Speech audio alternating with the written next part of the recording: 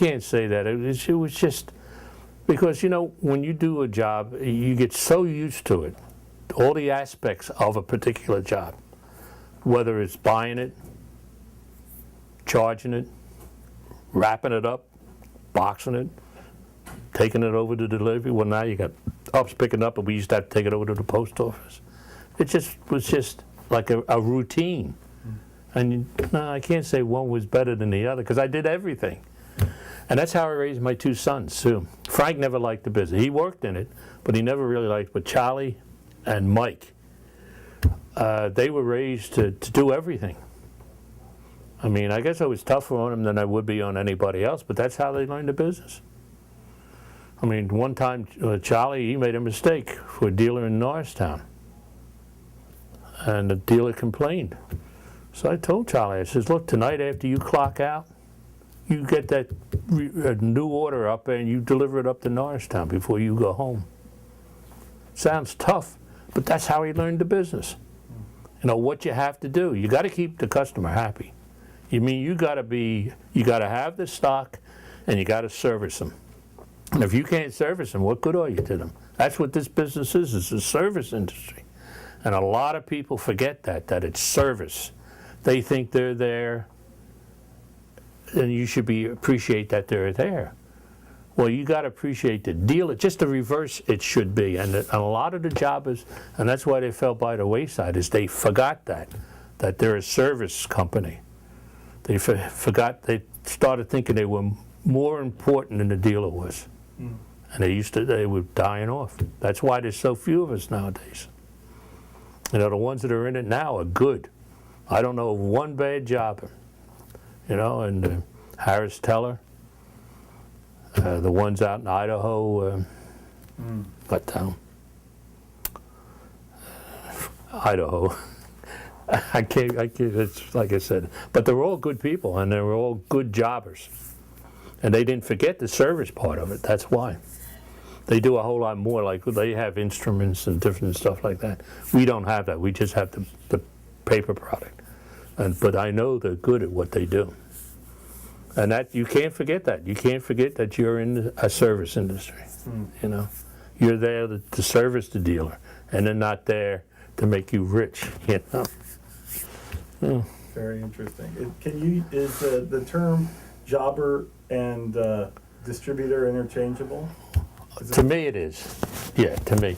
But a distributor would be, I think it might be considered like a Hal Leonard or Alfred, something like that. A jobber is I guess I would say we're more jobbers than anybody would recognize that term. If you said distributor, it might be all the other, like even a publisher could be a distributor also, right, because they're actually selling agents. But a jobber in its true form is what we are. We are jobbers. We buy it from the source and sell it to the product to the end user. Or the one before, I guess the end user would be the retail customer.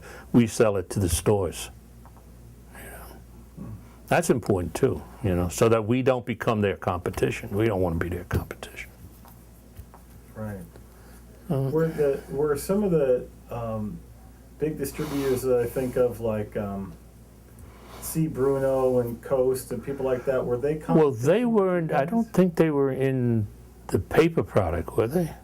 I didn't know. I think I know the name Bruno, and all, but see, the big jobbers in the paper product was Walter King, MDS, Nigerian up in Boston, Carl Fisher Outfits. There was a few in California. San Francisco had them. I think LA had a couple, or one at least. Pacific Coast, it used to be called. And that would specialize in. Yeah, that's we just specialize in the paper product. We don't go into the instruments. We have a few supplies if we have to have it for the dealer, the smaller dealer that doesn't buy direct, like they might buy maybe reeds or something. But even that we don't do next to nothing on that. It's a service we do to the small dealer, because the large dealer would go directly to the supplier. Right. Interesting. Has this been a good position for you, good job for you, What the? working here? I mean, is this, Well, I like it. I don't. My kids often kid me that the way you're going to retire is you're going to die, and that's true. I don't want to stop working. I love working. I only work 3 days a week. I mean, I have some problems and stuff, but I don't want to stop working. I love it. I actually look forward to coming in, you know. that's the way it ought to be. That's the way it is with me, you know, and I like being around my 2 sons, and I got 2 grandsons working for me too. Is that right? Charlie's 2 oldest boys. Jackie's his youngest, his girl, his youngest.